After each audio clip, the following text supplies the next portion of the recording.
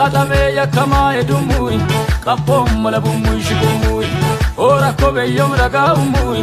e omo chawara umui inwa molaki orobota